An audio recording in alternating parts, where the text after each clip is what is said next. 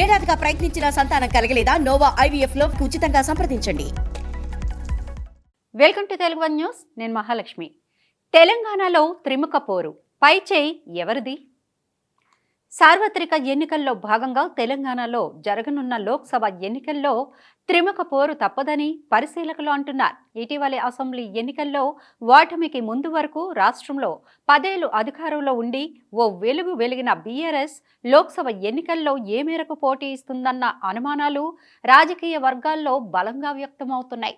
అసలే ఓటమి భారంతో ఉక్కిరిబిక్కిరి అవుతున్న ఈ పార్టీ భారీ వలసలతో చిక్కి శల్యమైన పరిస్థితి ఉంది.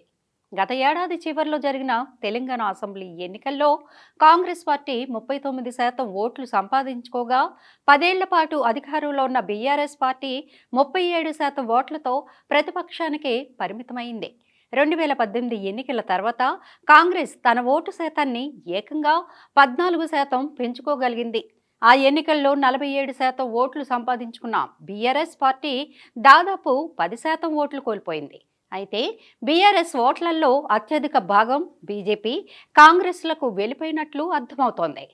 ఆదివాసీ ప్రాంతాల్లో చాలా భాగం ఓట్లను బీజేపీ చేజెక్కించుకోగా ముస్లిం ఓట్లలో ఎక్కువ భాగాన్ని కాంగ్రెస్ పార్టీ చేజెక్కించుకుంది. బీఆర్ఎస్ ఓటమి తరువాత కేసీఆర్కు అత్యంత సన్నిహితులు, సలహాదారులుగా గుర్తింపు పొందిన కడియం శ్రీహరి, కె కేశవరావు వంటి నాయకులు పార్టీకి రాజీనామా చేసి కాంగ్రెస్ పార్టీలో చేరడం సహజంగానే బీఆర్ఎస్కు గట్టి ఎదురుదెబ్బగా చెప్పాలి. రానున్న లోక్సభ ఎన్నికల్లో 9 సీట్లను 42% ఓట్ల ఓటాను ఎట్టి పరిస్థితుల్లోనూ సాధించాలన్న బీఆర్ఎస్ లక్ష్యం నెరవేరే అవకాశాలు అంతగా కనిపించడం లేదు.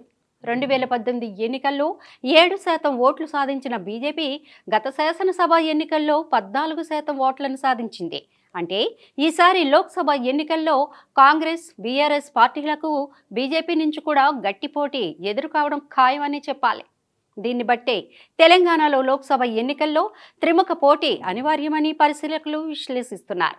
అసదుద్దీన్ ఓవైసీ నాయకత్వంలోని మజ్లిస్ ఇత్తెహాదుల్ ఓవైసీ పోటీ చేస్తున్న హైదరాబాద్ లోక్సభ స్థానం మినహా రాష్ట్రంలోని ఇతర స్థానాల్లో ఆయన మద్దతుదారులు ఎవరికి ఓటు వేస్తారన్నది కూడా కీలకమైన అంశమే.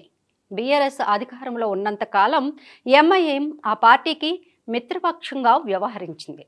అయితే బీఆర్ఎస్ అధికారానికి దూరమైన తర్వాత ఎంఐఎం కాంగ్రెస్కు చేరువ అయినట్లు కనిపిస్తోంది. మొత్తం మీద హైదరాబాద్ లోక్సభ స్థానంలో ఎంఐఎం పట్టు రాష్ట్రంలో ఏ పార్టీ అధికారంలో ఉంది అన్నదానితో సంబంధం లేకుండా నిలుపుకోగలదు. దాంతో హైదరాబాద్ లోక్సభ నియోజకవర్గాన్ని పక్కన పెట్టి మిగిలిన 17 లోక్సభ నియోజకవర్గాల్లో కాంగ్రెస్, బీఆర్ఎస్, బీజేపీ మధ్య జరిగే ముక్కోనపు పోటీలో ఎవరు పై చేయి సాధిస్తారన్నది ఆసక్తికరంగా మారింది. ఇప్పటి వరకు ఉన్న అంచనాల మేరకు బీఆర్ఎస్ 3వ స్థానానికే పరిమితమయ్యే అవకాశాలు ఉన్నాయి.